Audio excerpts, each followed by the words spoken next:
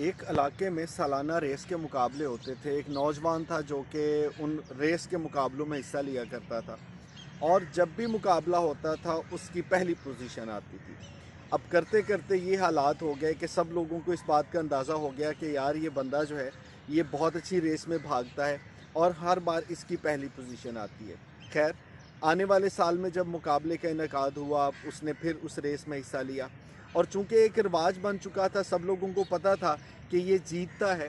तो उस रेस में जीतने के बाद जैसे ही उसने फिनिशिंग लाइन अबूर की, वो इंतज़ार कर रहा था कि लोग जो हैं उसको बहुत ज़्यादा दादो तहसीन देंगे, लेकिन लोग जो थे उन्होंने निस्बतन दाद कुछ कम दी। वो बहुत परेशान हुआ, अपने उस्ताद के पास पहुंचा और उस्ताद से जाके कहने लगा कि आपने मुझे भागना सिखाया है और देखिए कि आज मैं इस इलाके में सबसे तेज़ भाग सकता हूँ, इतने इनामात मैंने जीते हैं।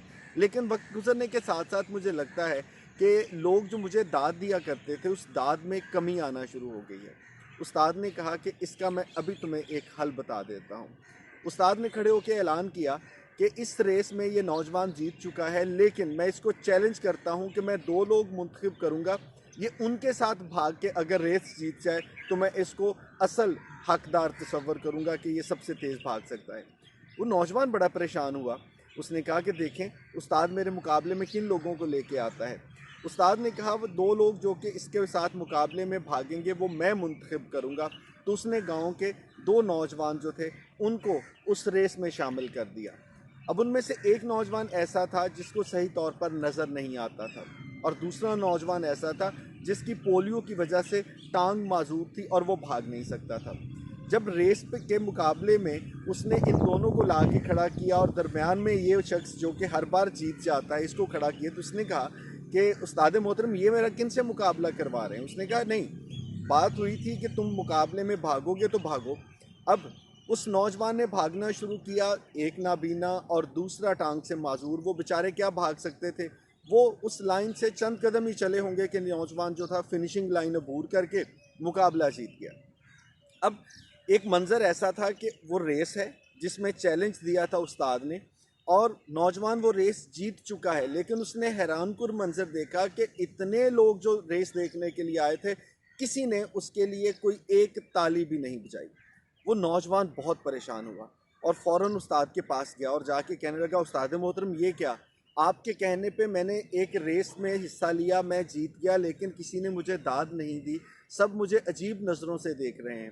तो उस्ताद ने कहा इसका भी हल है, तुम ऐसे करो कि दोबारा रेस का आगाज़ करते हैं और मैं तुम्हें तरीका बताता हूँ कि तुमने किस तरह से लोगों के दिल में घर करना है।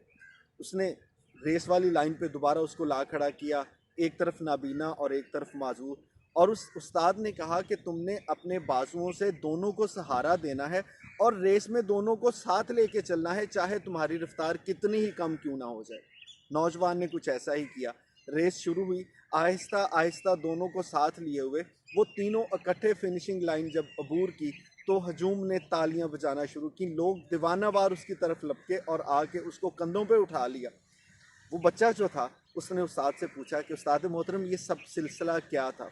तो उस्ताद ने कहा कि बात है कि जब आप ज़िंदगी में आगे बढ़ रहे होते हैं तो एक वक्त आता है कि लोग आपकी इस खूबी को इस नज़र से देखते हैं कि आप तो ज़िंदगी में कामयाब हैं, लेकिन आपने अपने साथ कितने और लोगों को कामयाब किया।